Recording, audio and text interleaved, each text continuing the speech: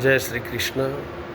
आज जैसा कि हम सभी जानते हैं पुरुषोत्तम मास प्रारंभ हो चुका है और पुरुषोत्तम मास की आज जो है पद्मनी एकादशी कहें या कमला एकादशी, पुरुषोत्तम मास के शुक्ल पक्ष की जो एकादशी है उसका पद्मनी एकादशी भी उसे कहा जाता है और कमला एकादशी भी। तो आइए हम सभी पुरुषोत्तम मास की शुक्ल पक्ष की एकादशी कथा श्रवण करते हैं। पुरुषोत्तम मास के शुक्ल पक्ष की एकादशी या पद्मनी एकादशी कहलाती है। इस दिन जो है भगवान राधा कृष्ण और भगवान शिव पार्वती की पूजा, विशेष पूजा का विधान कहा गया है। जहाँ तक व्रत के विधि विधान का प्रश्न है, अन्य एकादशियों के समान ही है, परंतु दान को विशिष्ट महत्व प्राप्त है। पुरुषोत्तम मास में दान की महिमा अत्यधिक है। अधिक मास की दोनों एकादशियों के दिन धर्मराज युधिष्ठिर ने जब पूछा कि हे पुरुषोत्तम, अधिक मल मास के शुक्ल पक्ष एकादशी की महिमा और इसकी विधि और माध्यम के बारे में विस्तार से बताइए। भगवान कहने लगे, हे पांडुपुत्र, पुरुषोत्तम मास अधिक मास कहें या अथवा मल मास कहें, शुक्ल पक्ष एकादशी को पद्मनी एकादशी कहा गया है। यह अनेक पुण्य को देने वाली है। इसका व्रत यत्न पूर्वक करने से मनुष्य भगवान विष्णु के सानिध्य को, सायुज्य को प्राप्त कर लेता है। इसके माध्यम का वर्णन करने का सामर्थ्य चार मुखों वाले ब्रह्मा जी भी नहीं कर सकते। फिर भी पूर्व काल में ब्रह्मा जी ने पापों को समूल नष्ट करने वाली इस एकादशी के व्रत का जो माध्यम कहा है वही मैं तुम्हें सुनाता हूँ।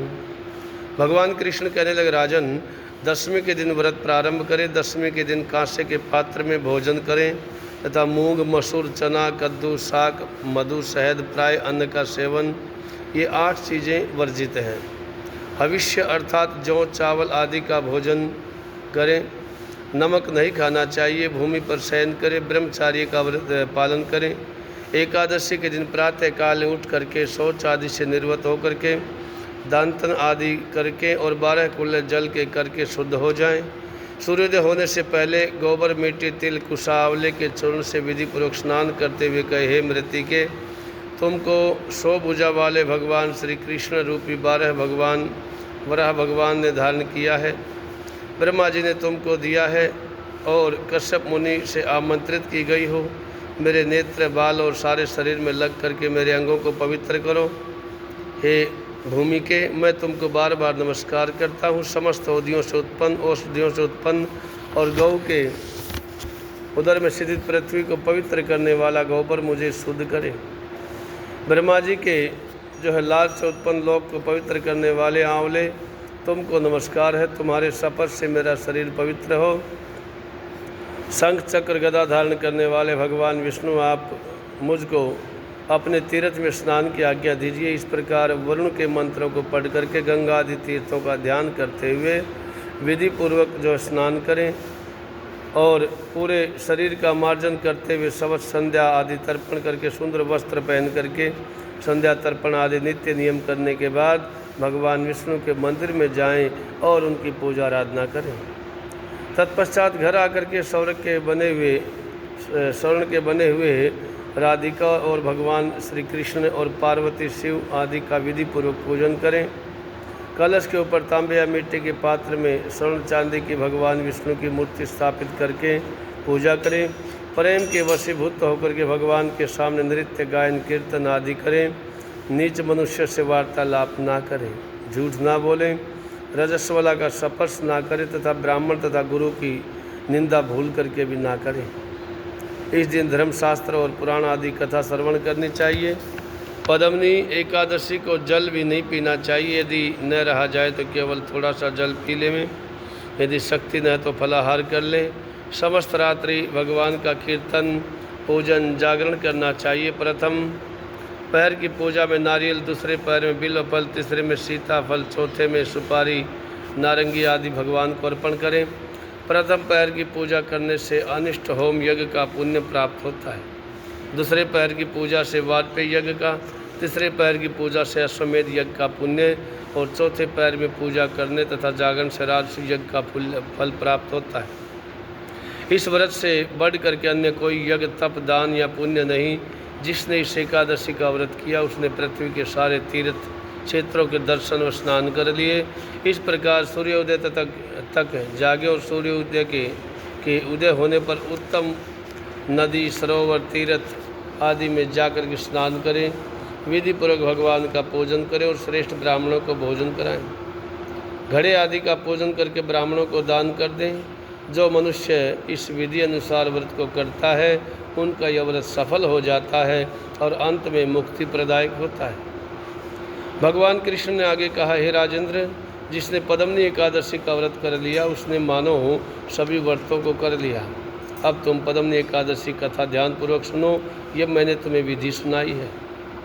एक समय कृतवीर्य ने रावण को बंदी गृह में बंदी कर रखा था। तब पुलस्त्य जी ने कीर्तिवीर्य से विनयपूर्वक उनसे छुड़ा लिया। इस घटना को सुन करके नारद जी ने पुलस्त्य ऋषि से पूछा कि मुने, जिस महावीर रावण ने समस्त देवताओं देवराज इंद्र को भी जीत लिया, उनको कीर्तिवीर्य ने किस प्रकार जीता और कैसे बंदी बना लिया, इसके बारे में मुझे विस्तार से बताइए।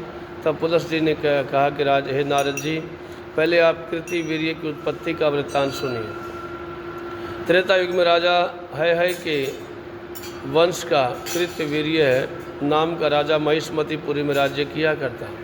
उस राजा की 1000 परम प्रिय स्त्रियां थीं, परंतु उनमें से किसी के भी कोई पुत्र नहीं था। पुत्र प्राप्ति के लिए राजा ने अनेक प्रयत्न किए, परंतु भाग्यवश राजा के पुत्र नहीं हुआ। सब यत्न निष्फल रहे।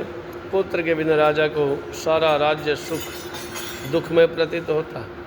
कुछ समय बाद राजा को यह ज्ञात हुआ कि तप से भी सभी अभिष्ट फल की सिद्धि हो सकती है। यह विचार करके राजा कृतवीर्य तप करने के लिए वन में जाने की तैयारी करने लगा। राजा को वन में तप के लिए जाते देख करके इक्ष्वाकु वंश में उत्पन्न राजा हरिश्चंद्र की पद्मनी नाम वाली कन्या, जो कि राजा की परम प्रिय रानी थी, साथ जाने के लिए तैयार हुई।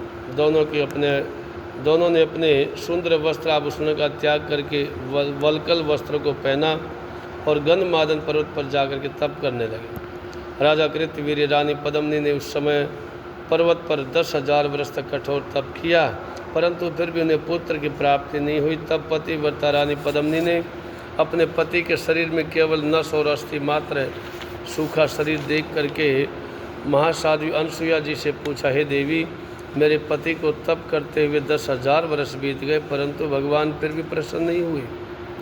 इनका क्या कारण है?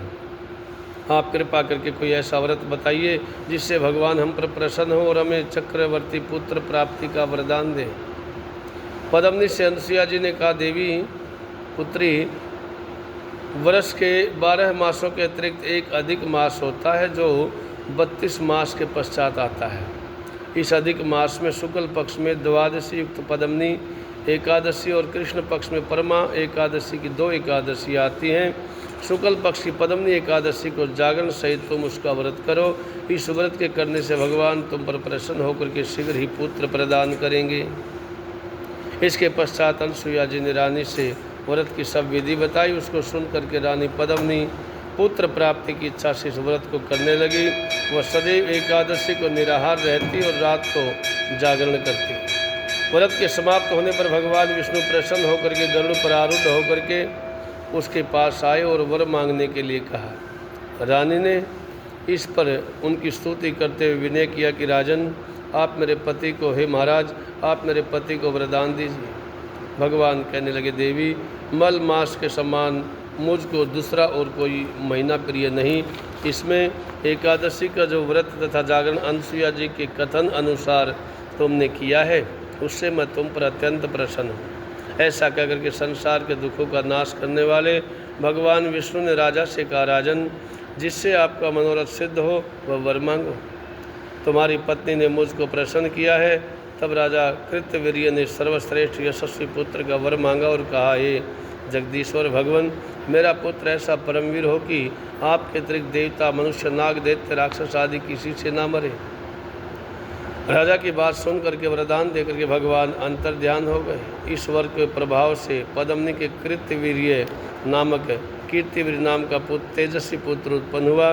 तीनों लोकों में भगवान विष्णु की तरफ उनकी जीतने में अन्य कोई समर्थ नहीं था। तब यदि 10 कंधर रावण कृतवीर्य से पराजित हो गया तो इसमें कौन सी बड़ी बात है, क्योंकि महाबली कृतवीर्य देवताओं के भी देवता भगवान विष्णु के वर से उत्पन्न हुए थे। अतः रावण पर उनकी विजय कोई आश्चर्य का विषय नहीं।